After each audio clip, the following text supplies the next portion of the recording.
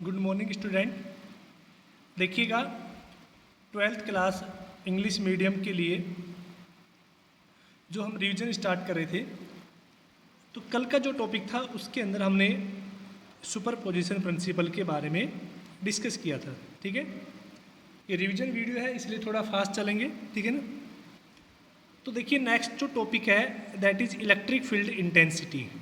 हमने बच्चों कल इलेक्ट्रिक फील्ड के बारे में पढ़ चुके थे कि इलेक्ट्रिक फील्ड क्या होता है कि किसी भी यूनिट टेस्ट चार्ज पर जो लगने वाला बल है, force experience by any unit test charge known as a electric field. Electric field की यूनिट के बारे में हमने बात कर चुके थे कि newton upon coulomb electric field क्या होता है, यूनिट होती है। तो देखिएगा, मान लेते कि कोई भी ये चार्ज प्लस क्यू चार्ज है, ठीक है, ये इसके अराउंड में जो ये डैश डैश लाइन से दिखा रखा है, ये क्या है, इसका इलेक्ट्रिक फील्ड है। ठीक है, अब आप एक टेस्ट चार्ज लेके आते हैं क्यू नोट। आपको पता है कि जो टेस्ट चार्ज है वो हमेशा पॉजिटिव नेचर का होता है। क्लियर। तो जैसे ही आप इस टेस्ट चार्ज को मूव कराते हैं और जैसे ही इस पॉजिटिव चार्ज के इलेक्ट्रिक फील्ड में एंटर करते हैं तो इसके ऊपर एक फोर्स लगना स्टार्ट हो जाता है। वो फोर्स कौन सा होता है, रिपल्सिव नेचर का होगा। और कौन सा फोर्स होगा, दो चार्ज के बीच का जो फोर्स है वो होगा कूलाम्ब फोर्स। ठीक है, कौन सा फोर्स होगा, कूलाम्ब फोर्स। ठीक है, तो इन दोनों चार्ज, अगर ये डिस्टेंस r है, यहाँ से लेके और यहाँ तक ये डिस्टेंस अगर r है, तो दोनों चार्ज के बीच जो कूलाम्ब फोर्स है वो कितना हो जाएगा, k Q naught upon r square. Clear. अब आपकी अगर हम इलेक्ट्रिक फील्ड की डेफिनेशन से बात करें तो E बराबर कितना होता है, F अपॉन क्यू नोट। अब F की वैल्यू हम यहाँ से रख देते हैं, तो यहाँ से हमने वैल्यू रख दी इसकी upon Q note. Q note से क्या हो गया, क्यू नोट कैंसिल हो गया, तो यहाँ से क्या बचा, E इक्वल टू के क्यू अपॉन आर स्क्वायर। तो देखिएगा, ये इलेक्ट्रिक फील्ड का क्या होता है, फॉर्मूला होता है। ठीक है ना। तो इलेक्ट्रिक फील्ड देखिए ध्यान से कि केवल और केवल सोर्स चार्ज पर डिपेंड करता है, क्यू नोट पर डिपेंड ही नहीं करेगा। जिस चार्ज को आप लेके आ रहे हैं उस चार्ज पर डिपेंड नहीं करता है। तो ये ध्यान रखना है, इलेक्ट्रिक फील्ड केवल सिंगल चार्ज का होता है और वो किसकी वजह कौन सा होता है, उसका सोर्स चार्ज होता है। ठीक है ना। It not depends on the Q note. ठीक है, अगर हम ग्राफ की बात करें तो यहाँ से देखिएगा, जो इलेक्ट्रिक फील्ड है वो डिस्टेंस के स्क्वायर के इनवर्सली प्रोपोर्शनल है। ठीक है ना, E equal to R 1 upon R square, क्योंकि क्यू तो क्या हो गया, कॉन्स्टेंट हो गया। तो हम ग्राफ, मैंने आपको बताया था कि अगर कोई भी दो क्वांटिटी जैसे ए और बी आपस में इनवर्सली प्रोपोर्शनल है तो उसका ग्राफ आप कैसे ड्रॉ करेंगे, इस तरह की लाइन। ठीक है ना, कर्व लाइन होती है, वो किसको डिनोट करती है, अगर दो फिजिकल क्वांटिटी एक दूसरे के इनवर्सली प्रोपोर्शनल है तो। ठीक है, अब देखिएगा, तो ये जो ग्राफ है वो तो इलेक्ट्रिक फील्ड E और R के बीच का ग्राफ है, ध्यान रखना। लेकिन अगर आपको E और 1 अपॉन आर स्क्वायर के बीच का ग्राफ खींचा जाए तो 1 अपॉन आर स्क्वायर एक्चुअल में क्या होगी कि स्पेशल क्वांटिटी होगी, सिंगल क्वांटिटी होगी, तो उसकी लाइन कैसी होगी, स्ट्रेट लाइन होगी। ये थोड़ा ध्यान रखना है आपको। ठीक है, तो इलेक्ट्रिक फील्ड में मुझे नहीं लगता कोई दिक्कत होगी। ठीक है, अब देखिएगा, अगर हम बात करें वेक्टर फॉर्म में, इलेक्ट्रिक फील्ड को वेक्टर फॉर्म में बात करें, क्योंकि इलेक्ट्रिक फील्ड भी कैसी क्वांटिटी होती है, जैसे इलेक्ट्रिक फोर्स होता है ना, कूलाम्ब फोर्स वेक्टर क्वांटिटी, उसी प्रकार इलेक्ट्रिक फील्ड भी एक वेक्टर क्वांटिटी है। ठीक है, तो देखिए वेक्टर क्वांटिटी की अगर हम बात करें तो इसको देखो थोड़ा फ्रेम ऑफ रेफरेंस से समझा रखा है कि मान लेते हैं ओरिजिन से ओ से कोई टेस्ट चार्ज क्यू नोट रखा हुआ है, सॉरी क्यू रखा हुआ है ए बिंदु पर, और ये दूरी कितनी है, आर है, और एक टेस्ट चार्ज क्यू नोट उसके पास लेके जाता है जिसकी ओरिजिन से डिस्टेंस तो कितनी है, आर नोट है, और इन दोनों चार्ज के बीच की दूरी कितनी है, आर ए बी, यानी ये ए पर रखा हुआ है और ये बी पर। तो इस टेस्ट चार्ज पर इस पॉजिटिव चार्ज की वजह से जो फोर्स लगेगा वो इस डायरेक्शन में लगेगा। क्यों, क्योंकि दोनों धनात्मक हैं और धनात्मक के बीच का जो फोर्स होता है वो रिपल्सिव नेचर का होता है। ठीक है ना, तो ये फोर्स हो गया रिपल्सिव। अब यहाँ से अगर हम triangular law of vector addition की बात करें, ठीक है ना, तो ट्राइंगुलर यहाँ से ये डिस्टेंस इस तरह से होगी, ये डिस्टेंस इस तरह से होगी, और इसका एरो किधर, फोर्स की डायरेक्शन किधर होगी, इधर। तो देखिएगा क्या होता है ट्राइंगल लॉ, अगर दो एडजेंट साइड किसी ट्राइंगल की दो वेक्टर क्वांटिटी किसी ट्राइंगल की दो एडजेसेंट साइड को रिप्रेजेंट करती है तो तीसरी साइड है उनको किसको रिप्रेजेंट करेगी, उनके रिजल्टेंट को, ठीक है। तो यहाँ से देखिएगा OA प्लस AB बराबर किसके हो जाएगा, OB के। OA प्लस AB, हमने इन दोनों को ही ऐड क्यों किया, क्योंकि ये दोनों डायरेक्शन सेम है, ये अपोजिट है, ये यहाँ पर हेड ऑन कोलिजन करेगा, ठीक है ना। तो ये दोनों का सम किसके बराबर होगा, इसके बराबर। ये वैल्यू कितनी है, R है, और इसकी वैल्यू कितनी है, RAB इक्वल टू R0, ठीक है। तो यहाँ से RAB कितना हो गया, R0 माइनस R। तो हम इस यहाँ पर रख देंगे इसको R², और ये हमने क्या रख दिया, कैप की फॉर्म में। आपको पता है ये कैप होता है, यूनिट वेक्टर होता है, ये कितना होता है, वेक्टर अपॉन उससे मैग्नीट्यूड, यानी वेक्टर और उसका मैग्नीट्यूड का रेशियो ही क्या कहलाता है, यूनिट वेक्टर। ये क्लियर है आपके लिए, ठीक है। तो यहाँ से हम कर सकते हैं इसको, ये कन्वर्ट कर दिया हमने यहाँ से, तो ये कितना हो गया, R² इंटू R कितना हो गया, R³ ये वेक्टर फॉर्म होगी। तो आप सीधा ये वेक्टर फॉर्म याद रखिए जैसे आपने कूलाम फोर्स में याद रखी थी, ठीक है। तो ये फोर्स का हो गया। अब इलेक्ट्रिक फील्ड निकाल लेते हैं। तो इलेक्ट्रिक फील्ड के लिए कितना हो गया, ये वैल्यू हम रख देंगे। तो ये आपके पास है इलेक्ट्रिक फील्ड की यूनिट, यानी आप सीधा देखिए E की वैल्यू कितनी होती है, KQ अपॉन R², ठीक है ना। अब R A से और B की तरफ है, तो यहाँ पे कैसे करोगे आप, KQ RA minus RB upon RA minus RB का क्यूब, वो एक ही बात है, यहाँ से हो गया, ठीक है।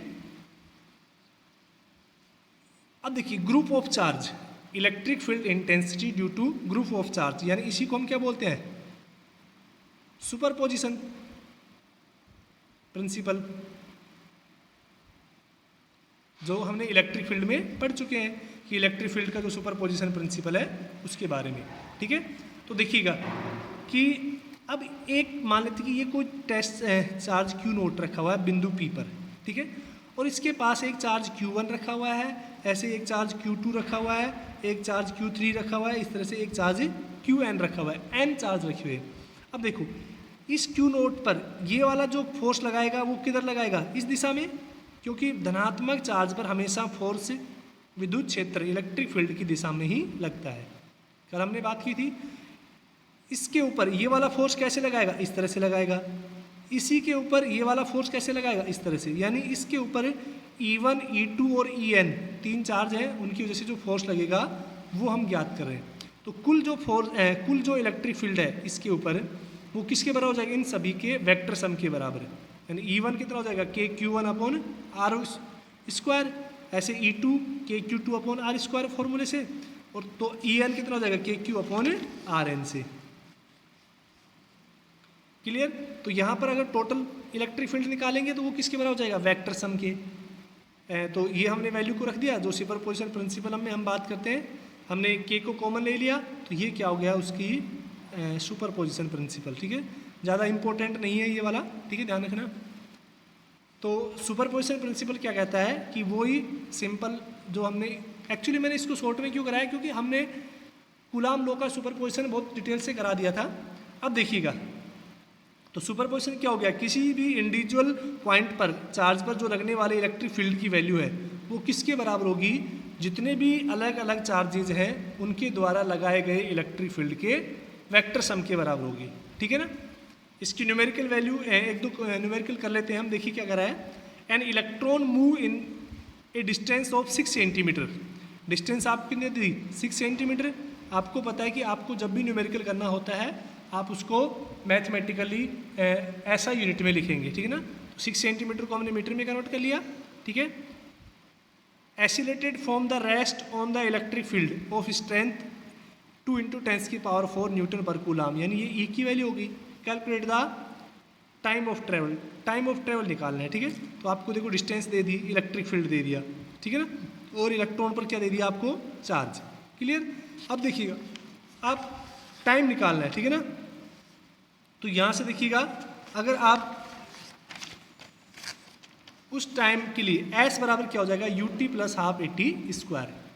U क्या है, 0, क्यों, क्योंकि वो इलेक्ट्रॉन है इनिशियली रेस्ट पोजीशन से स्टार्ट हुआ है, तो रेस्ट में उसकी इनिशियल वेलोसिटी कितनी होगी, 0, तो डिस्टेंस कितनी होगी, ½ AT², ठीक है। तो यहाँ से एक आपको कैलकुलेट कीजिए, तो देखो F बराबर क्या होता है, ma, तो यहाँ से m बराबर a बराबर कितना हो जाएगा, एफ अपॉन एम। अच्छा न्यूमेरिकल है ये। तो यहाँ से हमने कैलकुलेट कर लिया। और इलेक्ट्रिक फील्ड कितना होता है, ई बटे क्यू नोट। अब यहाँ से हम वैल्यू रख लेते हैं ई इंटू क्यू नोट। ई की वैल्यू होगी, क्यू नोट की वैल्यू ये आपको पता ही है, unit test charge positive electron के बराबर हो गया। तो यहाँ से फोर्स की वैल्यू कैलकुलेट कर लेंगे हम टोटल। अब यहाँ से टी स्क्वायर हम कैलकुलेट कर सकते हैं, ठीक है ना। तो ये क्या हो गया, न्यूमेरिकल हो गया। तो इसके जो न्यूमेरिकल हैं ये आपको खुद करने हैं। अगर किसी भी बहुत इजी लैंग्वेज में लिखे हुए हैं तो ऐसा नहीं होगा कि किसी भी न्यूमेरिकल में आपको दिक्कत आए, ठीक है। तो न्यूमेरिकल देखो सारे करने हैं, बहुत सेलेक्टिव न्यूमेरिकल्स हैं, एग्जाम में पूछे जाते हैं, ठीक है ना। तो ये थोड़ा ध्यान रखना है कि न्यूमेरिकल जितने आप ज़्यादा करेंगे उतने ही आपके टॉपिक क्लियर होंगे, ठीक है। अब देखिएगा नेक्स्ट टॉपिक है इलेक्ट्रिक फील्ड लाइन। काफ़ी इंपॉर्टेंट है ये भी। जैसे मैग्नेटिक फील्ड लाइंस होती हैं वो क्या काम करती हैं, किसी भी मैग्नेट के चारों ओर जो मैग्नेटिक फील्ड होता है उसको रिप्रेजेंट कर आती हैं। उसी प्रकार इलेक्ट्रिक फील्ड लाइंस हैं। एक तो ध्यान रखना ये इमेजनरी होती हैं, ये रियल लाइन नहीं होती हैं, इमेजनरी होती हैं। और ये क्या काम आती हैं, इलेक्ट्रिक फील्ड की डायरेक्शन को रिप्रेजेंट करने के काम आती हैं, ठीक है ना। अब देखिएगा जो धनात्मक आवेश होता है यानी धनात्मक चार्ज होता है उसकी इलेक्ट्रिक फील्ड लाइन्स हमेशा उससे बाहर की ओर होती हैं यानी दूर जाती हैं, ठीक है ना। जो माइनस आवेश होता है उसकी इलेक्ट्रिक फील्ड लाइन्स उसकी तरफ होती हैं, ठीक है ना, ध्यान रखना। अब देखिएगा अगर आपके पास डाइपोल है, इंपॉर्टेंट है, कई बार डाइपोल पूछा गया एग्जाम में 1 नंबर में कि डाइपोल की इलेक्ट्रिक फील्ड लाइन आपको ड्रॉ करनी है, ठीक है। तो इलेक्ट्रिक फील्ड लाइन्स देखिए डाइपोल प्लस हो गया और ये माइनस हो गया। तो प्लस से तो बाहर निकलेंगी और कहाँ पे जाएंगी, माइनस पे, ठीक है ना। प्लस से बाहर होंगी और माइनस पे, इस तरह से। तो यहाँ पे देखिएगा एक थोड़ा ध्यान रखना कि जो मैग्नेटिक फील्ड लाइंस होती हैं वो क्लोज लूप बनाती हैं। कैसा लूप बनाती हैं, क्लोज लूप। लेकिन इलेक्ट्रिक फील्ड लाइंस हैं वो क्लोज लूप नहीं बनाती हैं, इंटरसेक्ट नहीं करती हैं। इसकी कुछ प्रॉपर्टी है जिसके बारे में अगर हम बात करें। अब देखिएगा ये दो धनात्मक आवेश हैं, बराबर मैग्नीट्यूड है, तो उनकी इलेक्ट्रिक फील्ड लाइंस अगर दोनों को पास पास रखेंगे तो क्या होगा, बाहर तो निकलेंगी लेकिन इस बिंदु पर क्या हो जाएंगे, जीरो हो जाएगा। क्योंकि इन इलेक्ट्रिक फील्ड लाइंस को ये वाली रिपेल करेंगी और इन इलेक्ट्रिक फील्ड लाइन को ये वाला रिपेल करेंगे। ये दोनों स्ट्रॉन्ग में बराबर है तो क्या होगा, एकदम मिड पॉइंट पे क्या होगा, इलेक्ट्रिक फील्ड कितना होगा, जीरो। तो दो धनात्मक आवेश अगर पास पास रखे होते हैं तो उनके मिड पॉइंट पर इलेक्ट्रिक फील्ड कितना होता है, जीरो, ठीक है। ये ध्यान रखना है आपको। तो if a test charge is the at the centre then total force become zero. अगर यहाँ पर हम टेस्ट चार्ज क्यू नोट को रखेंगे तो उसके ऊपर फोर्स कितना लगेगा, जीरो लगेगा, ठीक है ना। क्यों, क्योंकि यहाँ पर चुंबकीय क्षेत्र जो इलेक्ट्रिक फील्ड लाइन है वो क्या है, नहीं है। इसलिए जब इलेक्ट्रिक फील्ड लाइन नहीं है तो इलेक्ट्रिक फील्ड भी नहीं होगा। अब देखिएगा ऐसे दो नेगेटिव के लिए भी हो गया, क्लियर। ये भी रिपल्सिव करेंगी लेकिन डायरेक्शन का ध्यान रखना है। यहाँ से देखो बाहर निकल रही है, यहाँ पर एंटर कर रही है, ठीक है। तो ये सिंपल लैंग्वेज है, जहाँ पे थोड़ा हार्ड होगा मैं अपने आप एक्सप्लेन करा दूंगा, ठीक है। अब देखिएगा कि property of electric field lines काफ़ी इंपॉर्टेंट है, आपको याद रखनी है कि इलेक्ट्रिक फील्ड लाइंस की प्रॉपर्टी क्या होती है कि tangent drawn at the any point on the electric field lines give the direction of electric field at the point. यानी इलेक्ट्रिक फील्ड लाइंस की जो टेंजेंट होती है वो इलेक्ट्रिक फील्ड की डायरेक्शन को दर्शाती है, ठीक है। तो बच्चों जो इलेक्ट्रिक फील्ड लाइन के ऊपर जो टेंजेंट होती है वो किसकी डायरेक्शन को बताती है, इलेक्ट्रिक फील्ड की डायरेक्शन को बताती है, ठीक है ना। अब देखिएगा electric field lines starting from the positive charge and at the negative charge, ये हमेशा पॉजिटिव चार्ज से स्टार्ट होती हैं और नेगेटिव चार्ज पर क्या होती हैं, खत्म होती हैं, ठीक है। तीसरा अगर पॉइंट की बात करें, देखो इसमें मुझे नहीं लगता कि आपको बताने की जरूरत है, फिर भी मैं एक बार रिपीट कर देता हूँ कि जो इलेक्ट्रिक फील्ड लाइंस हैं वो कभी भी इंटरसेक्ट नहीं करती हैं। क्यों, ये काफ़ी इंपॉर्टेंट है। और ये वाला इंडिविजुअल कई बार एग्जाम में पूछा गया है कि दो इलेक्ट्रिक फील्ड लाइंस एक दूसरे को इंटरसेक्ट नहीं करती हैं, उसका रीजन क्या है। क्योंकि आपको पता है कि इलेक्ट्रिक फील्ड लाइन किसको डिनोट करती है, इलेक्ट्रिक फील्ड की डायरेक्शन को डिनोट करती हैं। अगर दो लाइन आपस में इंटरसेक्ट करेंगी, अगर दो लाइन आपस में इंटरसेक्ट करेंगी तो इसके लिए टेंजेंट ये होगी और इसके लिए टेंजेंट ये होगी, यानी यहाँ पर इलेक्ट्रिक फील्ड की दो डायरेक्शन हो गई। तो एक ही सिंगल पॉइंट से इलेक्ट्रिक फील्ड की दो डायरेक्शन पॉसिबल नहीं है, इसलिए इलेक्ट्रिक फील्ड लाइंस एक दूसरे को इंटरसेक्ट नहीं करती है। ठीक है, काफ़ी इंपॉर्टेंट पॉइंट है ये वाला। नेक्स्ट अगर हम बात करें फोर्थ पॉइंट की, कि जो इलेक्ट्रिक फील्ड लाइंस है वो क्लोज लूप नहीं बनाती है, लेकिन magnetic field lines close loop बनाती है। ये डिफरेंस भी हो गया इन दोनों में। ठीक है, नेक्स्ट है कि जो इलेक्ट्रिक फील्ड लाइंस हैं वो अगर लीनियर है, इक्वी डिस्टेंस है और पैरेलल है, तो वो इलेक्ट्रिक फील्ड होगा, वो कैसा होगा, यूनिफॉर्म इलेक्ट्रिक फील्ड होगा। यानी अगर इलेक्ट्रिक फील्ड लाइंस ऐसे लीनियर है और एक दूसरे के पैरेलल भी है और इक्वी डिस्टेंस पे है, यानी डिस्टेंस भी उनके बीच में इक्वल है, तो इलेक्ट्रिक फील्ड है वो कैसा होगा, यूनिफॉर्म इलेक्ट्रिक फील्ड होगा। ठीक है, अगर हम नेक्स्ट बात करें कि जो इलेक्ट्रिक फील्ड लाइंस है, ठीक है ना, लीनियर, अगर लीनियर भी नहीं है और पैरेलल भी नहीं है, तो वो क्या होगा, नॉन यूनिफॉर्म इलेक्ट्रिक फील्ड को रिप्रेजेंट करती हैं। ठीक है ना, और जो न्यूट्रल पॉइंट होते हैं जहाँ पर कोई भी फोर्स नहीं लगता, तो इलेक्ट्रिक फील्ड इंटेंसिटी भी कितनी हो जाती है, 0 हो जाती है। क्लियर, इसके एक दो जो न्यूमेरिकल हैं वो आप करना। ठीक है, तो ये प्रॉपर्टी आपको याद रखनी है इलेक्ट्रिक फील्ड लाइंस के लिए। ठीक है ना, अब देखिएगा नेक्स्ट हम बात करें electric dipole. Clear, electric dipole के देखो, डाई मतलब क्या होता है, 2, और पोल मतलब एंड।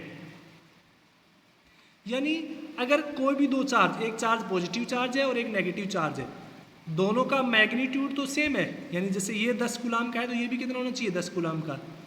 अगर दो इक्वल चार्ज कुछ ही पर्टिकुलर डिस्टेंस पर रखे हुए हैं, मान लेते हैं ये डिस्टेंस उनके बीच की कितनी है, 2a है, तो 2 equal charge place at the if two equal charge placed at a particular distance, this system known as the dipole। ठीक है ना, तो दो इक्वल चार्ज अगर एक पर्टिकुलर जगह पर रखे हुए हैं उसको हम क्या बोलते हैं, डाइपोल बोलते हैं। एक जो आइडियल डाइपोल होता है उसके अंदर जो डिस्टेंस होती है दोनों चार्ज के बीच में वो लगभग कितनी होती है, 0, यानी बहुत छोटी डिस्टेंस के ऊपर अगर दो चार्ज रखे हैं तो उनका जो वो डाइपोल कैसे कहलाते हैं, आइडियल डाइपोल। ठीक है, अब इलेक्ट्रिक डाइपोल मोमेंट क्या होता है कि जैसे मैग्नेटिक डाइपोल मोमेंट पढ़ते हैं वैसे ही इलेक्ट्रिक डाइपोल मोमेंट, अगर ये दो चार्ज रखे हैं, प्लस का चार्ज क्यू और ये माइनस का चार्ज क्यू, किसी भी, देखो इलेक्ट्रिक डाइपोल मोमेंट को पहले तो हम बात करें पी से नोट करते हैं, किसे नोट करते हैं, पी से। तो किसी भी एक चार्ज यानी क्यू और उनके बीच की दूरी का जो प्रोडक्ट है वो क्या कहलाता है, डाइपोल मोमेंट कहलाता है। The product of either charge, ठीक है ना, विद द, यहाँ पे देखो फोर्स इंटू परपेंडिकुलर डिस्टेंस, ये मोमेंटम ऑफ फोर्स। ठीक है, तो Q into L plus Q into L. ठीक है, ये कितना होगा, 2QL, यानी ये क्या हो गया, डाइपोल मोमेंट। आप सीधा याद रखिएगा कि charge into either charge into distance between them known as the dipole moment. Clear, अब देखिएगा इसको डेफिनेशन भी दे रखी है आपको इलेक्ट्रिक डाइपोल मोमेंट की, कि product of either charge with the its distance known as dipole moment. अगर डाइपोल मोमेंट की यूनिट की बात करें, देखो P बराबर क्या होता है, Q इंटू 2a, तो Q क्या होता है, कूलाम, और 2a क्या लेंथ, कूलाम इंटू मीटर, ये क्या होती है, इसकी यूनिट होती है। ठीक है, और ये कैसी क्वांटिटी है, वेक्टर क्वांटिटी है, और इसकी डायरेक्शन हमेशा नेगेटिव से पॉजिटिव होती है, ये ध्यान रखना है। डाइपोल मोमेंट की डायरेक्शन नेगेटिव चार्ज से लेके पॉजिटिव चार्ज की ओर होती है, और ये कैसी क्वांटिटी है, वेक्टर क्वांटिटी है। ठीक है, अब देखिएगा नेक्स्ट अगर हम बात करें, काफ़ी इंपॉर्टेंट टॉपिक है। ठीक है, that is electric field intensity at the axis of the electric dipole. Last year exam में आया हुआ है ये, मतलब 2018 के एग्जाम में आया था। ठीक है, कि किसी भी डाइपोल के एक्सियल पॉइंट पे, एक्सियल पॉइंट यानी उसके अक्ष पर जो चुंबकीय जो विद्युत क्षेत्र होगा उसके बारे में हम बात करते हैं। देखो किसी भी डाइपोल का, जैसे ये डाइपोल हो गया आपके पास, ये प्लस चार्ज हो गया और ये माइनस चार्ज हो गया, ये डाइपोल हो गया, तो ये जो इसकी लाइन होती है ये तो एक्सियल लाइन होती है, यानी जिस एक्सिस के ऊपर ये बना हुआ है, और ये जो लाइन होती है इसकी इक्वेटोरियल या परपेंडिकुलर लाइन होती है। तो हम पहले एक्सिस पर इलेक्ट्रिक फील्ड निकालेंगे, फिर नेक्स्ट डेरिवेशन में हम इसके अक्ष पर इलेक्ट्रिक फील्ड निकालेंगे। ठीक है, तो देखिएगा मान लेते कि कोई डाइपोल रखा हुआ है आपके पास, कि ये डाइपोल है -Q से लेके और +Q। ठीक है, और इसकी बीच की डिस्टेंस कितनी है 2l मानी है। ये इसका मिड पॉइंट हो गया, तो ये आधी दूरी कितनी हो जाएगी l, और ये आधी दूरी भी कितनी हो जाएगी l। अब हमने मान लिया कि जो एक बिंदु P यहाँ पर हमने मान लिया जो इसके केंद्र से कितनी दूरी पर है r दूरी पर स्थित है। किसके केंद्र से, डाइपोल के केंद्र से r दूरी पर स्थित कोई बिंदु P है जहाँ पर आपको क्या निकालना है, चुंबकीय क्षेत्र विद्युत क्षेत्र ज्ञात करना है। अब देखिएगा इस वाले धनात्मक चार्ज से ये दूरी कितनी हो जाएगी, देखो यहाँ से और यहाँ तक है ये r, ये दूरी कितनी है l, तो ये कितनी बचेगी r माइनस l। क्लियर। इस बिंदु P की और इस बिंदु A की दूरी कितनी होगी भाई, ये l है और यहाँ से यहाँ तक r है, तो ये कितनी हो जाएगी, यहाँ से अगर हम बात करें r प्लस l, ठीक है ना। तो यहाँ तक तो मुझे नहीं लगता होगा आपको कोई दिक्कत आएगी। अब देखिएगा आपको पता है कि ये धनात्मक आवेश है प्लस q, तो इस बिंदु पर जो धनात्मक आवेश की वजह से जो विद्युत क्षेत्र होगा वो किधर होगा, इस दिशा में होगा। इस दिशा में क्यों होगा, क्योंकि प्लस आवेश का विद्युत क्षेत्र हमेशा बाहर की ओर होता है, उससे दूर जाता है। इस माइनस आवेश की वजह से चुंबक विद्युत क्षेत्र किधर होगा, इस दिशा में होगा, क्योंकि माइनस की तरफ क्या होता है, हमेशा माइनस की तरफ होता है। तो यहाँ पर देखिएगा दो विद्युत क्षेत्र एक दूसरे के विपरीत दिशा में है। ये लैंग्वेज लिखी हुई है कि यहाँ पर ये हो गया ये, ठीक है ना। तो देखिए प्लस वाले का के क्यू अपॉन आर, इसके लिए आर कितनी है ये वाली, माइनस वाले के लिए के क्यू अपॉन आर, इसके लिए कितनी हो जाएगी, प्लस वाली हो जाएगी, ठीक है ना। ये फॉर्मूले से हमने यूज किया है। अब देखिएगा यहाँ पर देखिए दोनों विद्युत क्षेत्र की दिशा एक दूसरे के विपरीत है, तो कुल विद्युत क्षेत्र है वो क्या हो जाएगा, इलेक्ट्रिक फील्ड माइनस हो जाएगा। तो कौन सा ज़्यादा है, ये डिस्टेंस कम है तो यहाँ आपका विद्युत क्षेत्र क्या होगा, ज़्यादा। तो इस वाले में प्लस वाले में से हम इस माइनस को घटा देंगे, तो यहाँ से क्या हो जाएगा, देखिएगा जब हम माइनस करेंगे, यानी किस तरह से मैं लिख देता हूँ स्टेप, E बराबर K Q upon R minus L का square minus K Q upon R plus L का स्क्वायर करेंगे। बच्चों आपके पास जब सोल्व करेंगे आप तो ये निकल के आएगा, ठीक है ना। अगर किसी बच्चे को दिक्कत है सॉल्यूशन में, क्यों, क्योंकि ये देखो मैंने यहाँ पे सॉल्यूशन दे रखा है इसमें, ठीक है ना। तो ये आप कर लेना, सॉल्यूशन में कोई दिक्कत नहीं है।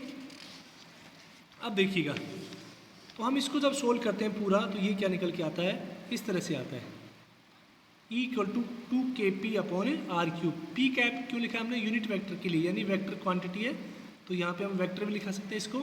तो ये कितना हो गया 2kp अपॉन आर स्क्वायर, ठीक है।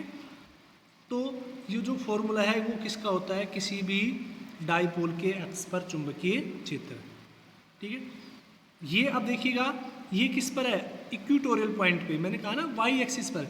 अगर सेम एक्सिस होती है तो उसको हम क्या बोलते हैं, एक्सियल लाइन। अगर वाई एक्सिस पे हो जाएगा तो वो कौन सा हो जाएगा, इक्वेटोरियल पॉइंट पे, ठीक है।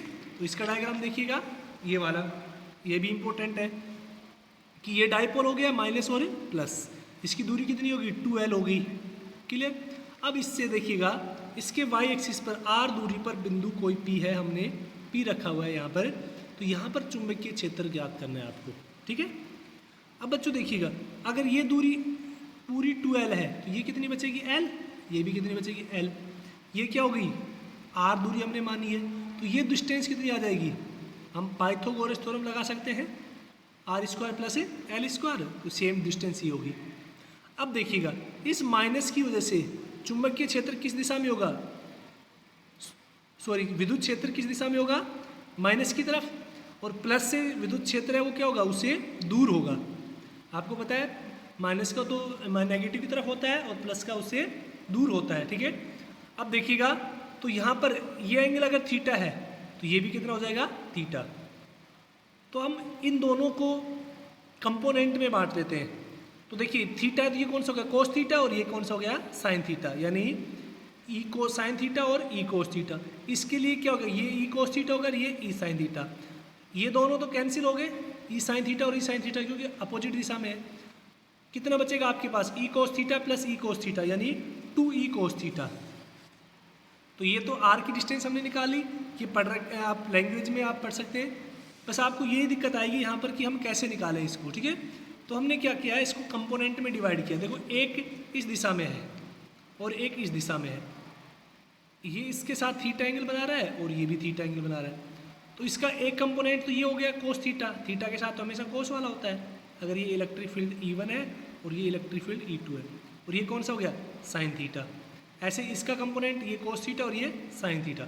साइन थीटा वाले एक दूसरे से कैंसिल हो जाएंगे क्योंकि अपोजिट दिशा में है, और कोस वाले जुड़ जाएंगे।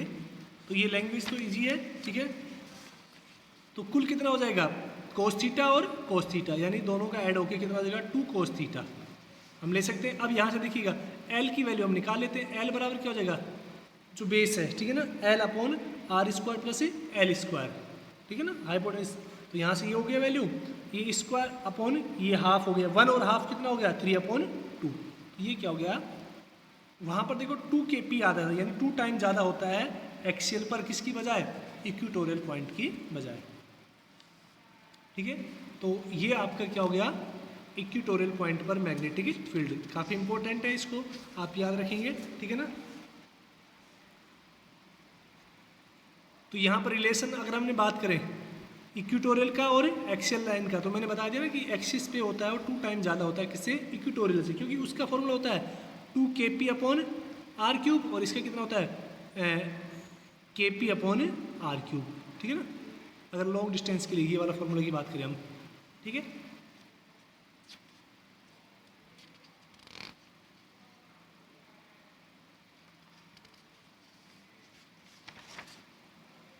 अब इसके जो न्यूमेरिकल है वो आपको खुद करने बच्चों, ठीक है।